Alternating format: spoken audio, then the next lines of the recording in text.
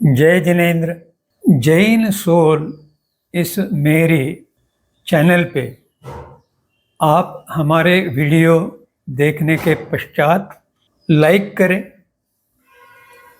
Subscribe करें और notification bell icon दबाएं, जिससे आपको हमारे वीडियो की सूचना सबसे पहले प्राप्त होगी। और आप हमें हमारे वीडियो के नीचे दिए गए पेज पर भी फॉलो कर सकते हैं। जय जिनेन्द्र। स्वामी विवेकानंद जी के जीवन में एक घटना घटी, उसके संबंध में आपसे बात करना चाहता हूँ। विवेकानंद स्वामी का नाम कौन नहीं जानता।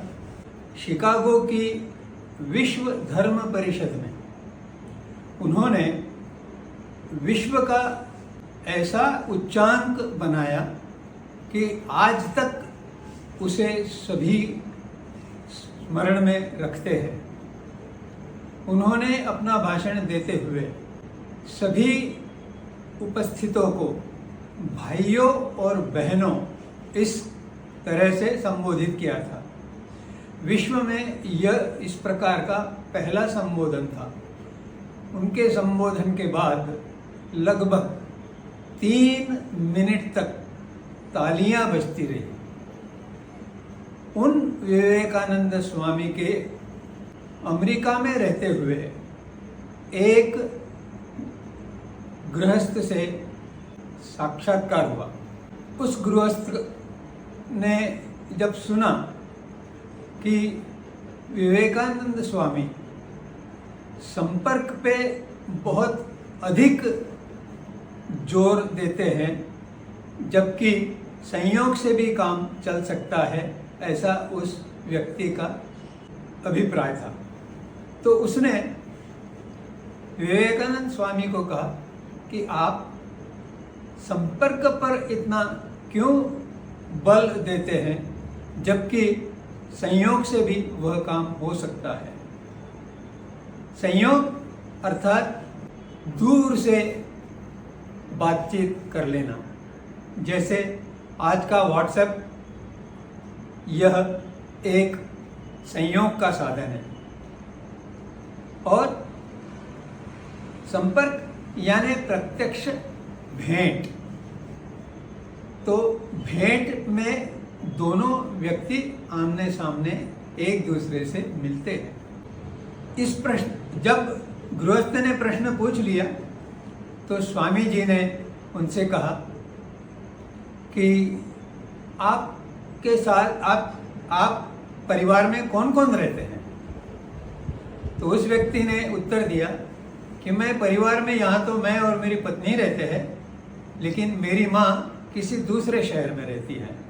फिर स्वामी जी ने दूसरा प्रश्न पूछा, आप अपनी माँ के साथ किस तरह से मुलाकातें करते हैं। तो बोले, हम कभी कभी उन्हीं के शहर में चले जाते हैं, बातचीत कर लेते हैं और लौट के आ जाते हैं। तब स्वामी जी ने और एक प्रश्न पूछा, क्या आपने कभी आपकी माँ के साथ भोजन किया है। तो उन्होंने कहा कि नहीं, पिछले वर्ष में हम 2-3 बार उनके शहर गए थे, लेकिन भोजन का समय नहीं मिल पाया।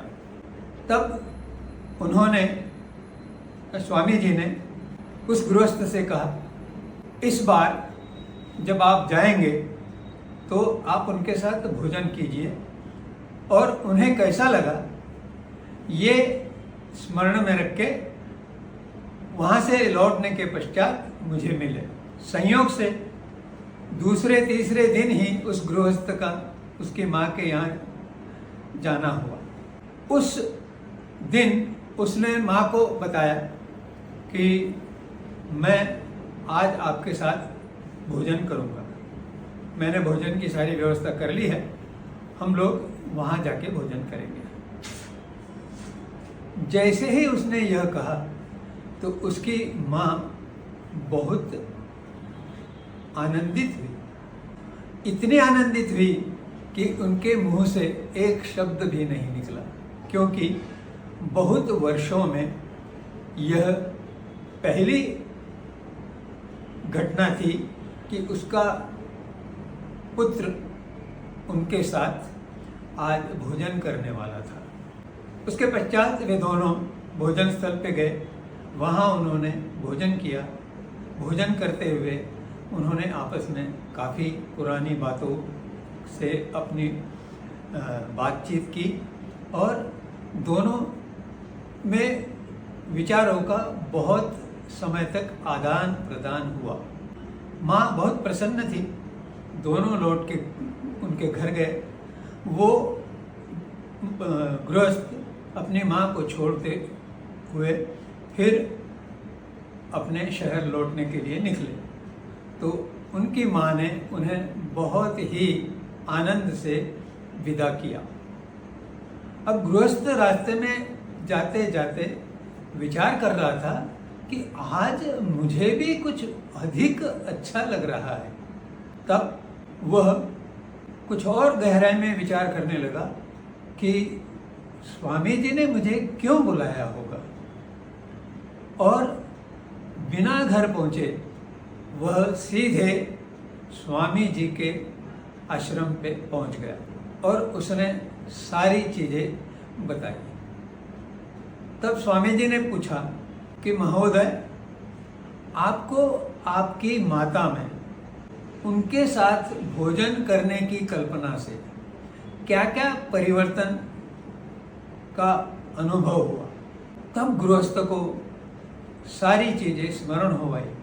तो उसने जो बताया वो उसे स्वयं विश्वास नहीं हो रहा था कि वह इस तरह की बात करेगा।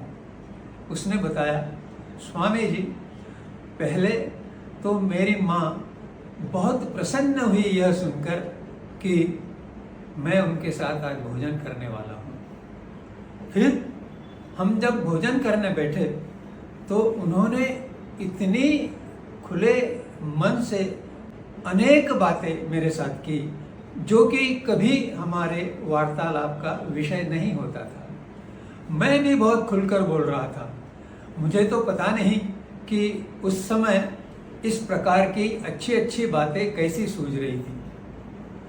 लौटते में जब मैं माँ से विदा हुआ तो माँ बहुत आनंदित थी और मैं रास्ते भर यह सोच रहा था कि आज का दिन कितना अच्छा था, और इस सोच के साथ ही मैं सीधे आपके पास पहुंचा।